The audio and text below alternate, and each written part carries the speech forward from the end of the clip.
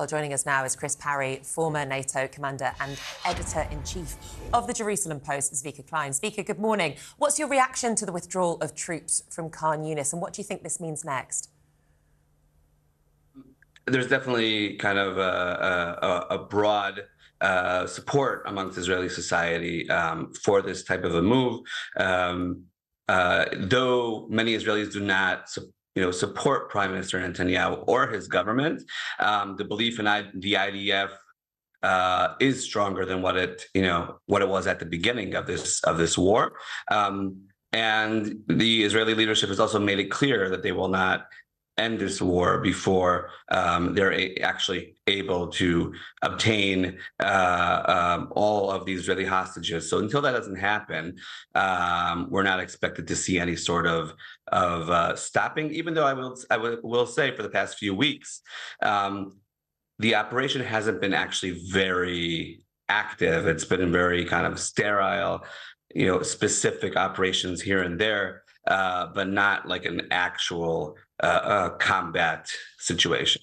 Chris, let's bring you in here. This has actually been a very fast-moving situation across the weekend. As we've heard there, the IDF says troops have been withdrawn from southern Gaza, leaving just one brigade in there. They go on to say, actually, they're regrouping before they make their next move. We also know ceasefire talks are taking place, but the two sides seem to be really at intractable positions. So you've got Netanyahu saying Israel is ready to reach a hostage deal, but there are conditions attached to that. They will not agree to a ceasefire until the hostages are released. And of course, Hamas is saying something quite different. They're saying that actually we need to release the Palestinian prisoners before they will even counter any kind of settlement. What's your reading of the situation?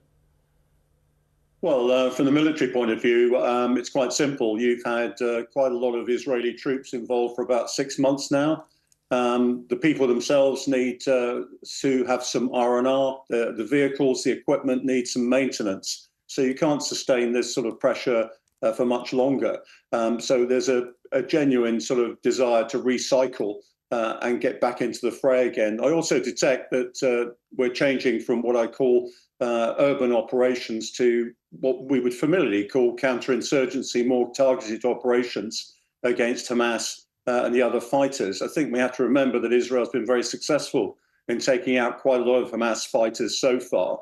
They've destroyed most of the tunnels in the northern two-thirds of Gaza and now have to go much more carefully into the south because there's so much of the Gazan population there. So I think some of the international pressure has told. There has been a change in military tactics. And as I said, there's some R&R required for the Israeli forces, most of whom, of course, are reservists. So they have real jobs in the real economy.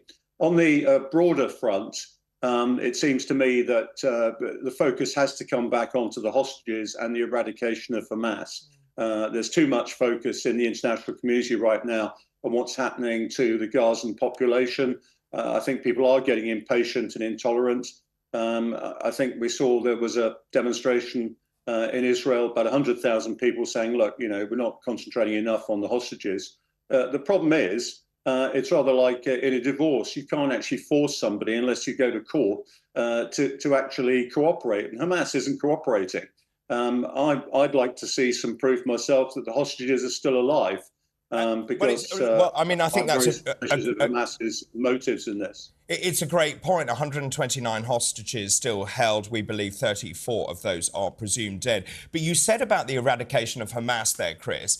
Is that actually possible that Israel can do that? They say they will do that. Many people are saying all this is doing is radicalising more people in Gaza, 1.8 million people displaced in southern Gaza. Well, whenever people say to me, you can't eradicate an ideology, I always say, well, we did it in World War II in Germany and in Japan. You just have to hold your nerve and you have to step on the gas. I mean, after all, we displaced and bombed a lot of people in World War II, and the next generation was peaceful. The fact of life is you've got to have the will to live in peace with your neighbours. If you haven't got that, Israel will be perpetually under siege and Israelis will be in an open prison themselves. Well, Prime Minister Netanyahu spoke at a press conference overnight where he criticised the criticism that Israel has been receiving from the West. I believe we've got a little clip of that now. Let's take a look. I made it clear to the international community there will be no ceasefire without the return of the hostages. It just won't happen. Israel is ready for a deal. Israel is not ready to surrender. Instead of international pressure being directed at Israel, which only causes Hamas to harden its positions, the pressure of the international community should be directed at Hamas. Zvika, can I get your response to that clip there? I mean, I on the one hand, I agree with the Prime Minister. I think, if we have relationships with Western countries that see us as a Western country, there should be this, support to any type of major decision when it comes to lives of civilians. That said, Israel also cannot ignore the fact that all these international countries, Western countries, have to also deal with their internal issues and criticisms of the situation. So, I mean, on the one hand, you have to be aware of what's going on internationally, but I think it is expected that, allies do support, when fighting against a terrorist organization, there shouldn't be a question at all. I mean, it's the same enemy. But Zvika, there has to be a question surely over breaking international law, and that's the criticism that was pointed towards Netanyahu's government last week. Well, international law hasn't really been very objective when it comes to Israel. International law wasn't very active when hundreds of thousands of people were being killed in Syria, etc. So that's not exactly, it's not like a rocket science where there's actual, evidence and actual implementation of this international law.